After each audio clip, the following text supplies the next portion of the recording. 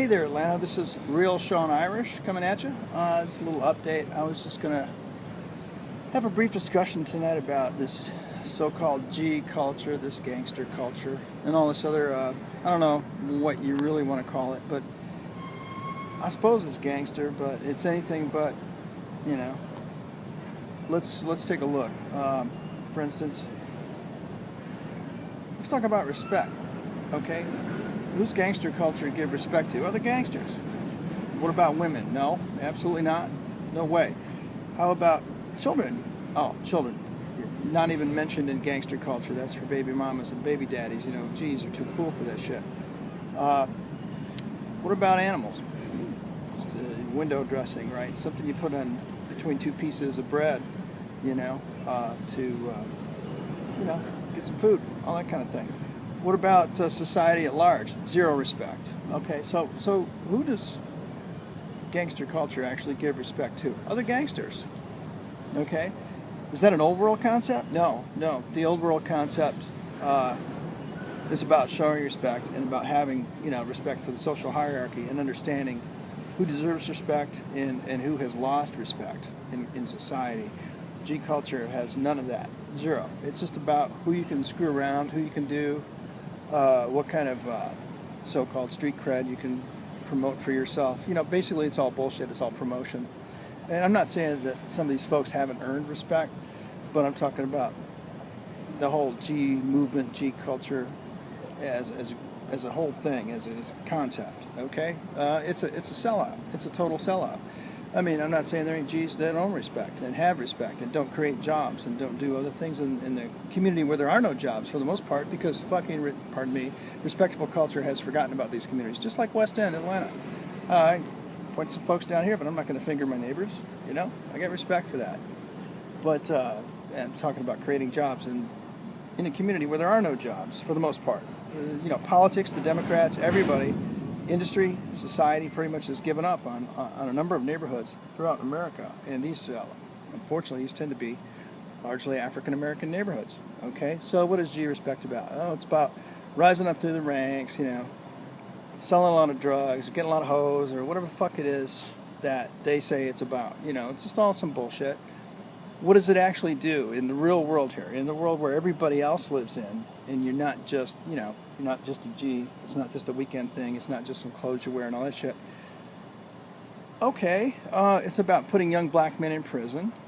I mean, let's be real. It's about putting young black men in prison. It's about getting people shot on the street. It's about arming the cops bigger and better because everybody's got to have an AK, right?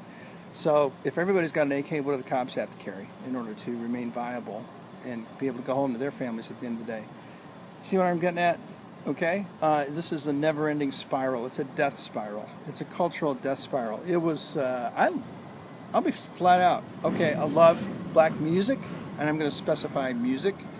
I love black people.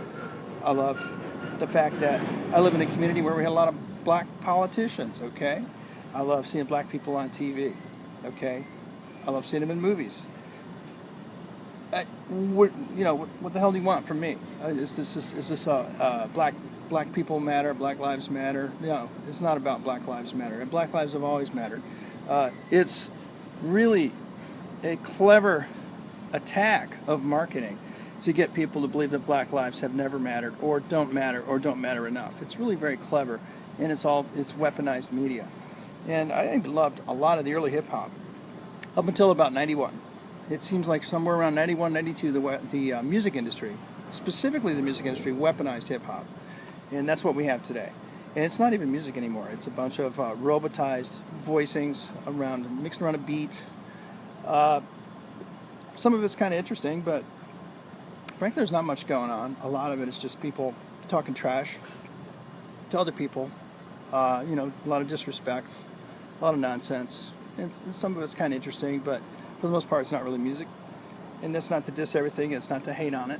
But it's just not, I just can't get into it. I mean, I've tried, man. It's like, it's not there. It's not working for me. There's nothing to it. Let's just go into the beats aspect, for instance. My brother and I, when we were 9, 10, 11, maybe, let's say maybe 12 years old. I think this is a thing kids all over the world do. Kids all over the world. This isn't just a black kid thing, okay? But we would just make up beats to each other, just kind of go back and forth into beats of songs, and we'd try them out on our parents and our friends and all this stuff. And that wasn't cool and necessarily cool in 70, 71, 72 when we were doing it, okay? So later in the 80s and 90s, when it becomes, I don't know, degentrified, if you want to call it that. It's a kid thing. It has nothing to do with gentrification. But when it becomes, specifically a black thing, and the music industry weaponizes it, now all of a sudden it's cool doing beats. But frankly, honestly, just almost none of these beats I hear, the major music, the major releases today, are not anything that any kid my age, when I was 9, 10, 11, or 12, so that includes me and my brother, all our friends, mostly boys, but all our friends, couldn't have come up with on our own, just messing around. So what does that mean? That means that most of this G culture music, the hip hop and all that stuff, is built around a 9, 10, 11, 12-year-old mindset. Is that empowering? To have grown adults running around blasting stuff like they were 11 years old and running around with attitude problems and anger management issues and no impulse control, and running around doing all sorts of verbal and physical violence to themselves and other people and what have you. Is that a good thing? No. I think it's really self-destructive myself.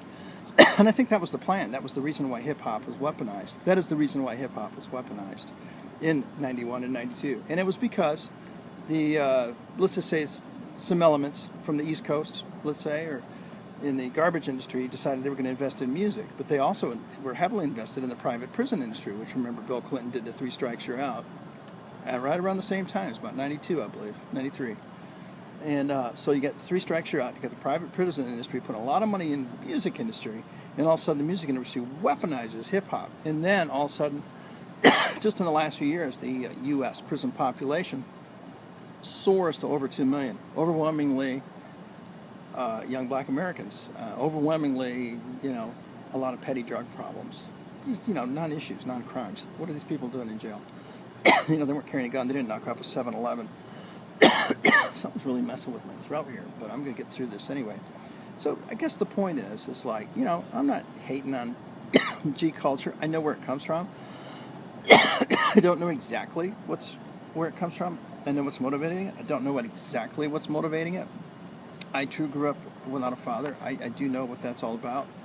And I know I had to look to other people for guidance and examples. And I didn't look up to a bunch of gangsters for examples because most of them were in prison or dead, or they were strung out. It was really easy to see as a kid, as a young kid, as a young teen, as a teenager, as a young man. It's really easy to see what G culture was about because they were all, in trouble, running from the law, in jail. Had a bunch of kids they didn't or couldn't take care of, or they were dead or on drugs, like strung out. So what kind of future is that? It's a non-future. It's a total non-future. It's a I would call it a planned genocide. And I'm not saying that the people that are currently pushing it really understand that. But on some level, you can't not understand it if you look at it objectively. And so I'm just saying, man, I'm not hating, and folks are going to do what they got to do. It's selling a lot of records, but it's put a lot of kids in jail. There's a lot of kids in graves, a lot of innocent people's lives being ruined, and it's giving black culture a bad name, man. It's a black eye. It's a real big, bad shiner on black culture. I'm not saying we got to turn the clock back. Let's turn it forward. Just get past this shit, whatever's going on with G culture, because it's bullshit. I'm just going to call it bullshit. I'm not hating on it. I just I don't see where it's earned any respect from me. If all you're going to do is run around respecting other gangsters, I haven't done anything for you. You can run around with, saying this or saying that and dissing everybody you don't like and, popping caps in somebody's ass. That's fucking stupid. It's a one-way ticket. It's straight out to hell. It's nihilistic. It's bullshit. I'm calling bullshit. And I think any black leader that has a brain in their head would do the same thing, except maybe it's unpopular opinion and they don't want to lose funding or following or likes or whatever the hell it is that people go, whatever the tender is today. So that's my take on it. That's a really long rant. But yeah, the music industry weaponized black music right around 91, 92. It is continued in unprecedented fashion to today. And I think that's a dying trend. It has to be. I mean, you're killing your audience. You're killing me, Smalls. You're killing me here.